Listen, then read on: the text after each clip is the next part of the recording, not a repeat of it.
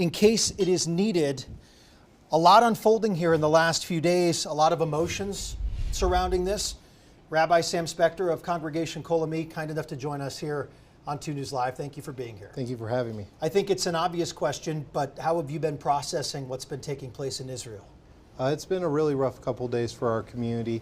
Over the weekend was actually supposed to be one of our most joyful holidays of the year, and the mood was far more somber. People in my community have lived in Israel like myself. Some are from Israel, and many of them have family members, including family members who are missing or who are wounded right now during this conflict. And yesterday we received a bomb threat at our synagogue, and so it's been a tense and trying time, but we are coming together as a community.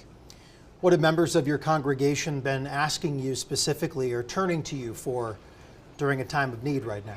Right now, folks are feeling sad, alarmed, upset, angry, a bit scared, and a little bit helpless too, seeing what's going on in Israel. But we are coming together to provide humanitarian support, also prayers for Israel and for our community, and to just comfort one another during what's clearly a difficult time.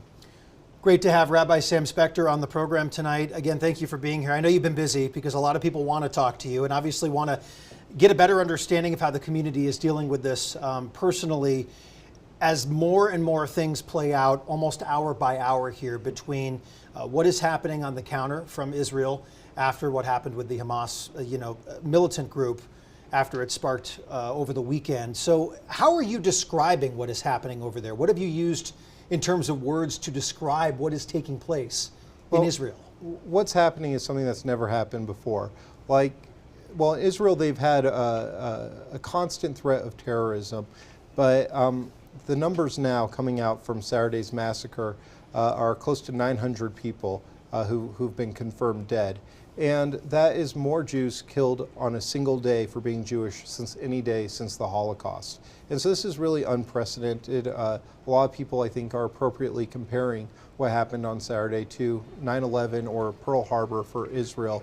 But on some level, the magnitude is much larger. If you look at what the U.S. population is compared to Israel, that would be the equivalent of 24,000 to 30,000 Americans killed by the same proportion. Have you been speaking with anybody who's in Israel tonight? I've been talking to friends, and I've been talking to people I deeply care about who live in Israel, yes. I mean, what is the feeling? Because obviously there are specific areas in that region right now that are obviously a little bit more tense than others. Sure. Gaza's kind of in its own little spot right there in terms of what's controlled there and where it is in relation to everything else. But where are the people you're talking to? What are they saying about what they're seeing and hearing and how they're feeling? I've talked to some people who are actually on the southern border with Gaza and others who live in Tel Aviv and in Jerusalem. And they're in shock, they're devastated, and it's a very scary time for them. Israel is a small country. It's slightly smaller than New Jersey, and it's very tight-knit. And everyone there seems to know each other. So it's hard to find somebody in Israel who's not directly connected with the events that occurred this past Saturday and the war. When soldiers are hurt or soldiers are going to war, those are people's brothers and sisters and friends and family.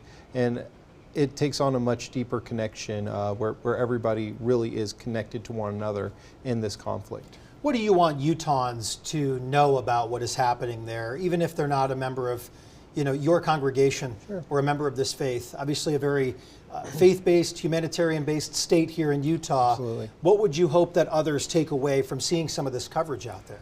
Well, what I would encourage people to do is the conflict is very complicated, obviously, and it's always good to read Israeli and Arab news sources to get their perspectives. But what happened on Saturday was not complicated. This was people coming into a music festival and opening fire, people going into homes, people torching nursing homes, and so what we see is that the hostages in Gaza include small children, include elderly individuals.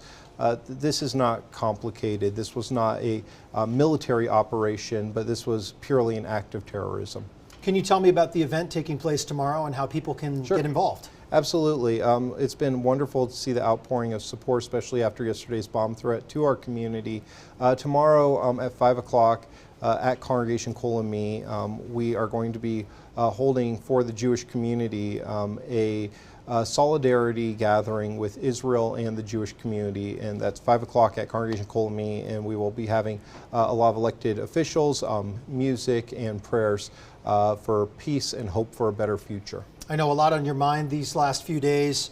Of course, keeping everyone in Israel in our thoughts as this has just become a devastating time for members of your community as well. So thank you for coming in tonight. Thank you for having me. Rabbi Sam Speckard with Congregation Kolami, and again, that event tomorrow at 5 o'clock. Tomorrow, Tuesday, 5 o'clock at Congregation Kolami on our patio. We'll have a visible police presence and hopefully a lot of people supporting us. Very nice. I had the chance earlier today to speak with a University of Utah professor, is born in Israel, is over there right now, splits half of his time here between Utah and Jerusalem. I caught up with him earlier today, noon our time, 9 o'clock in Jerusalem, about what's been going on as of late. Take a listen.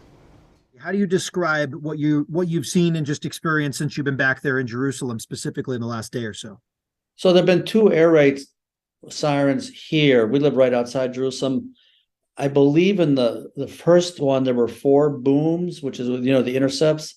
In the second one, which was, I think, 2 or 3 hours ago, there's a Israeli Arab town right down literally 2 kilometers from us. There was a direct hit there. And then there's a community, 10 kilometers from us, which is like nothing here. There was a direct hit at a house there also. I sat outside. We have a deck. I sat outside. It's quiet. Literally the only thing one hears are occasionally cars and also planes, because planes above us, because I think we're the rendezvous spot or the takeoff spot before they go down to Gaza. But it's quiet. And I think that, obviously the last 3 days since Saturday morning have been, any adjective you want will probably be a minimizer. The history is rich with the disagreement and not working together between multiple parties involved in this conflict. So I'm assuming this is no surprise to you that this is taking place, or is something like this? Something like this. Listen, terrorism from Gaza has been a part of Israeli reality since forever, right?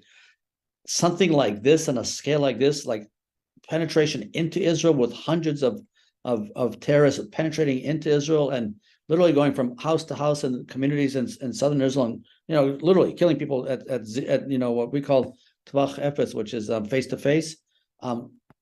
Community, and it took 3 days to kill them all. And I'm not sure that have all been killed. I'm not sure about that.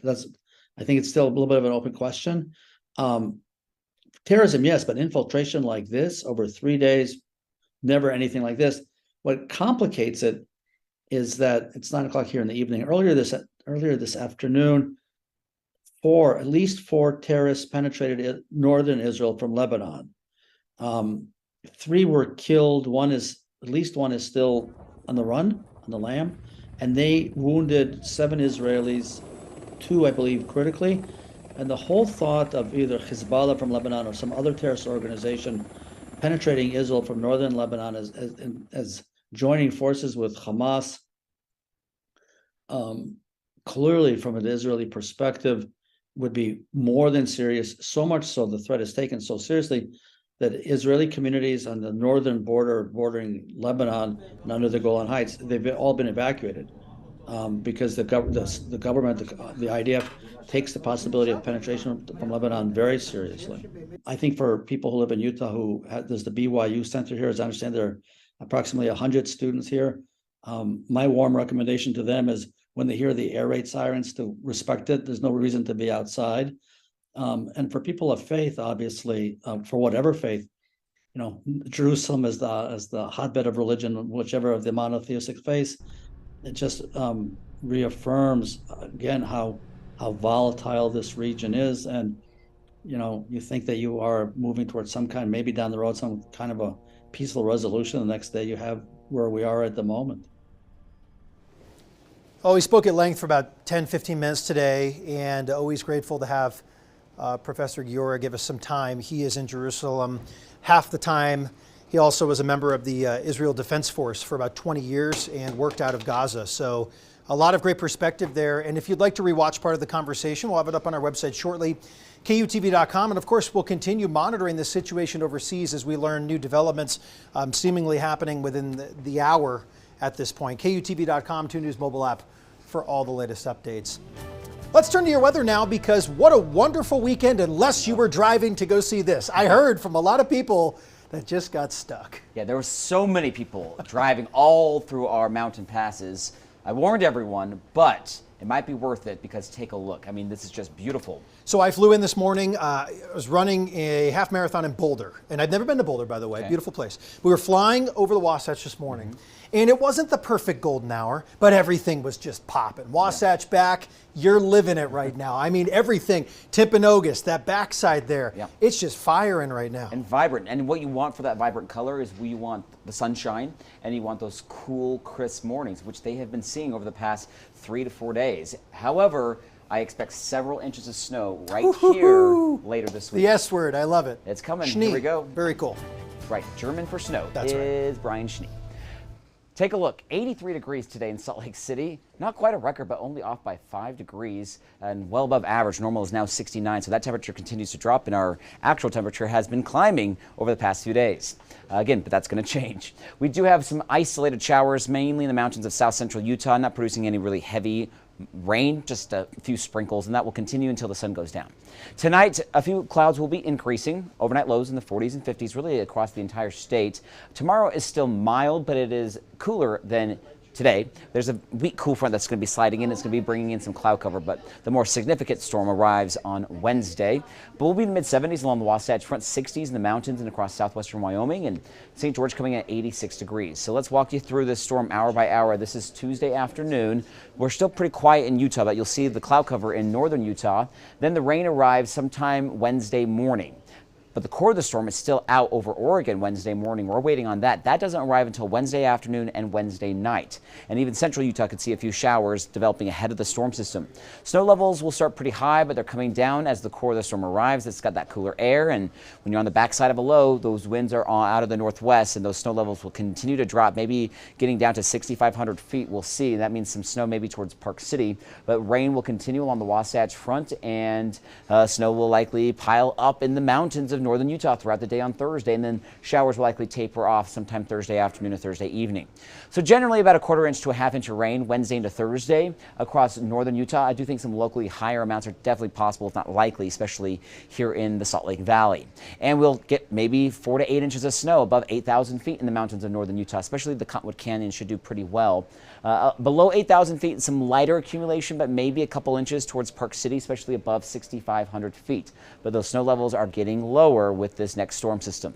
Now, the storm's out of here by the weekend, which is great news for the big annular eclipse in central and southern Utah. If you're in the Richfield area, we'll have some passing clouds, but hopefully some good visibility to see that ring of fire at 1028.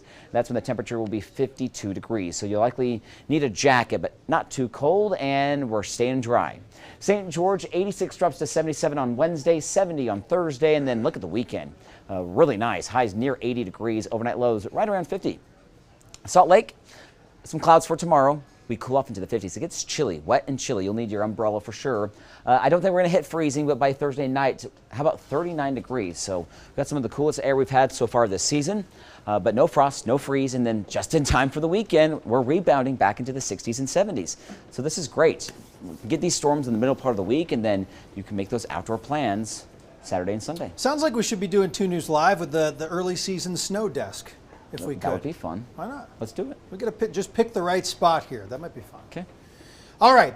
Very jam-packed 2 News Live. If you'd like to go back and rewatch anything, thanks to Rabbi Sam Spector for popping by, talking about a very tough situation going on right now in the Middle East, thinking about the community, of course, here locally.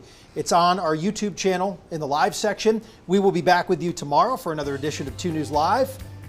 He's Chase. He's Brian. Good night. See you tomorrow.